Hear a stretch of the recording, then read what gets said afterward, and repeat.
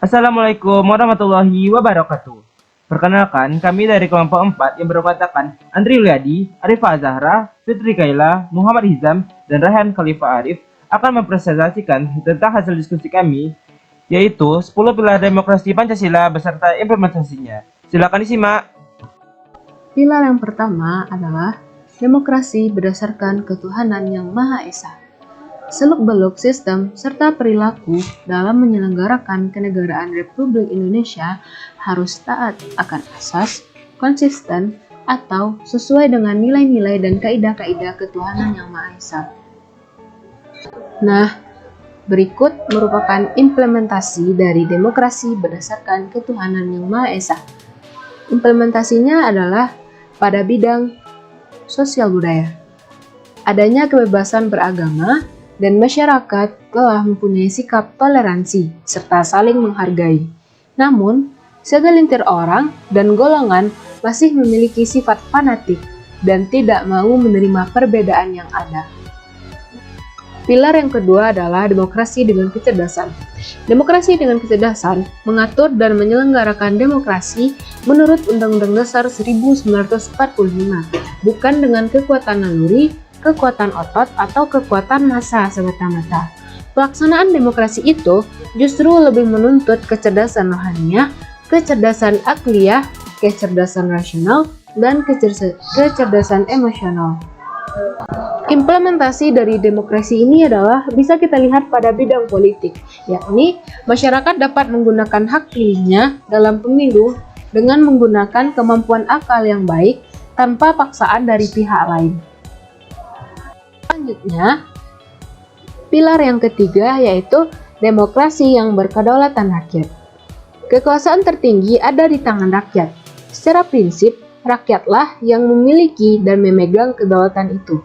Dalam batas-batas tertentu, kedaulatan rakyat itu dipercayakan kepada wakil-wakil rakyat seperti MPR, DPR, DPD, dan DPRD.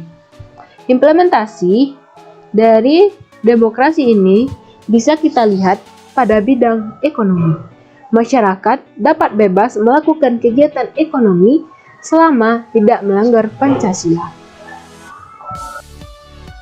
Keempat, demokrasi dengan rule of law. Kekuasaan negara harus mengandung, melindungi, serta mengembangkan kebenaran hukum. Selain itu, demokrasi ini juga harus memberikan keadilan dan kepastian hukum sehingga dapat mengembangkan manfaat atau kepentingan hukum atau legal interest seperti kedamaian dan pembangunan. Implementasi pada bidang politik yaitu adanya syarat-syarat tertentu untuk masuk dunia politik dan juga adanya peraturan yang harus diikuti. 5. Demokrasi dengan pembagian kekuasaan. Demokrasi menurut UUD 1945 bukan saja mengakui kekuasaan negara RI yang tak terbatas secara hukum, melainkan juga demokrasi itu dikuatkan dengan pembagian kekuasaan negara dan diserahkan kepada badan-badan negara yang bertanggung jawab. Jadi, demokrasi menurut UUD 1945 mengenal semacam division and separation of power dengan sistem check and balance. Contoh implementasi pada bidang politik yaitu sistem pembagian kekuasaan negara yang dibedakan menjadi eksekutif, legislatif, dan yudikatif. 6. Demokrasi dengan hak asasi manusia. Demokrasi menurut UUD 1945 mengakui hak asasi manusia yang tujuannya bukan saja menghormati hak-hak asasi tersebut, melainkan terlebih-lebih untuk meningkatkan martabat dan derajat manusia seutuhnya. Implementasi.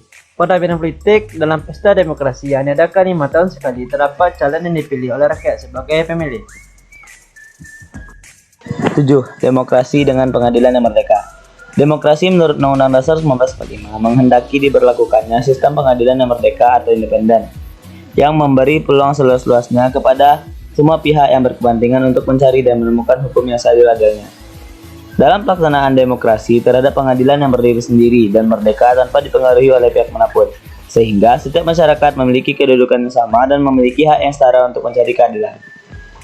Implementasinya pada bidang politik seperti sengketa hasil pemilihan umum dapat diselesaikan melalui Mahkamah Konstitusi.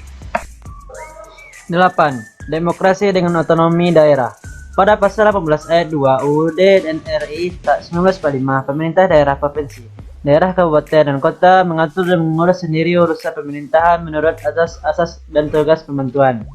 Dalam pelaksanaan demokrasi, pemerintah memberikan kesempatan kepada pemerintah daerah untuk mengurus daerahnya sendiri demi terciptanya kesejahteraan masyarakat. Pemerintah daerah memiliki kewenangan mengatur wilayahnya kecuali dalam bidang politik luar negeri, pertahanan, keamanan, justisi, moneter, dan fiskal nasional serta agama. Implementasi. Pada bidang politik, diadakannya pemilihan umum kepada daerah. Masyarakat daerah tersebut memiliki kesempatan yang sama untuk memilih dan dipilih dengan syarat dan ketentuan yang berlaku. 9. Demokrasi dengan kemakmuran. Demokrasi menurut Undang-Undang Dasar 1945 ternyata ditujukan untuk membangun negara kemakmuran atau welfare state oleh dan untuk sebesar-besarnya rakyat Indonesia. Implementasinya: 1. Bidang politik.